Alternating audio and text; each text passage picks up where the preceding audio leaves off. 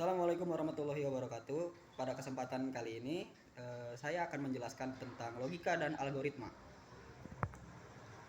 Adapun ini sebagai data diri saya, yang pertama nama saya Muhammad Adem Nusikowiyu. Saya memiliki NIM 230500579.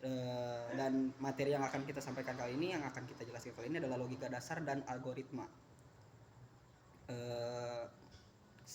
Dosen pengampu saya adalah Pak Isan Maulana Eskom MTI. Saya berkuliah di Universitas Syedzi Madani. Pembahasan materi yang akan kita bahas pada kesempatan kali ini adalah yang pertama manfaat logika dan contohnya, dan yang kedua fungsi algoritma dan contohnya, yang ketiga struktur dasar algoritma dan contohnya, dan yang terakhir contoh algoritma dan dalam bahasa Indonesia yang dirubah menjadi subcode. Yang pertama ada manfaat logika. Manfaat logika ini yang pertama ada membuat berpikir cermat, objektif, dan efektif dalam berkomunikasi. Contohnya ketika kita sedang mengerjakan tugas, kita harus objektif ke tugas yang sedang kita kerjakan. Sedangkan dari sisi komunikasinya kita bisa terapkan ketika kita presentasi. Untuk objektif ini, nilai objektif kita bisa ambil dari ketika kita bermain game. Contohnya game Mobile Legends.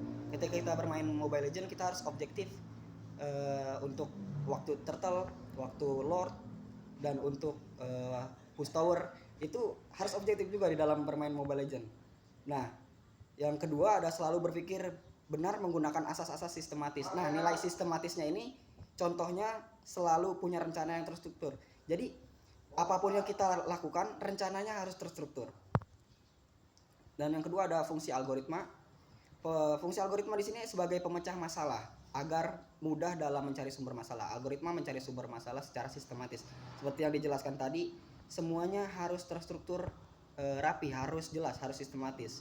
Jadi algoritma ini membantu kita untuk membuat strukturnya.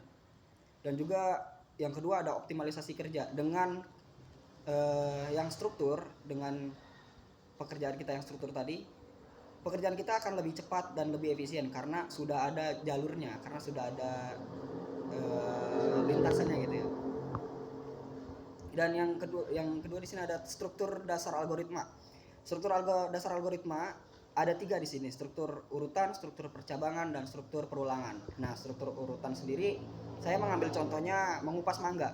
Jadi mengupas mangga ini kita dari awal sampai akhir kita urutkan gitu, berurutan. Urutannya itu jelas. Dari awal kita memilih mangganya, dari kita membersihkan mangganya, dan dari kita mengupas mangganya sampai yang terakhir mungkin menyajikan mangganya. Dan yang kedua di sini ada struktur percabangan, membuat kopi.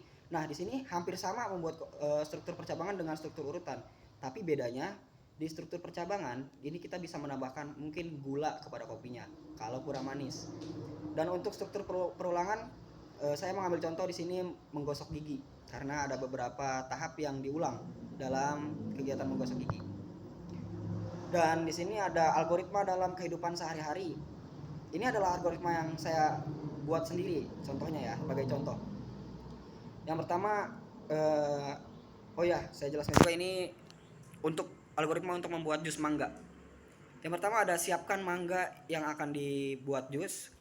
Kupas mangga dari kulitnya, potong mangga menjadi kecil-kecil, masukkan ke dalam blender, beri air mineral secukupnya, beri gula cair secukupnya, tambahkan susu kental manis, blender semua bahan menjadi satu, siapkan gelas, tuangkan jus mangga yang telah di blender, jus mangga siap diminum. Nah, dari contoh ini bisa kita lihat semuanya disusun secara rapi, semuanya disusun secara terstruktur.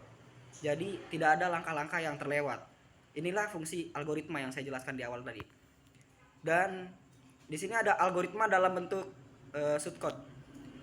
Di sini dibagi menjadi 3 proses. Di sini dibagi menjadi 3 struktur. Yang pertama ada inisialisasi, yang kedua ada proses, yang ketiga ada output. Nah, untuk proses inisialisasi ini kalau di contoh awal tadi, nah di bagian algoritma yang tadi, siapkan mangga dan kupas itu masuk ke dalam inisialisasi. Proses inisialisasi artinya kita menyiapkan bahan yang akan kita olah. Dan yang kedua ada proses. Proses ini adalah proses ketika kita memblender, kita mengupas, kita memotong-motong jadi kecil. Ini adalah proses dari pembuatan jus mangganya. Dan yang terakhir ada output. Output ini proses dari hasilnya. Jadi siapkan gelas dan tuangkan jus mangga. Jus mangga siap diminum. Ini adalah hasil dari proses yang telah kita lakukan. Dan mungkin itu saja yang bisa saya sampaikan. Mudah-mudahan bermanfaat. Kurang lebihnya mohon maaf. Assalamualaikum warahmatullahi wabarakatuh.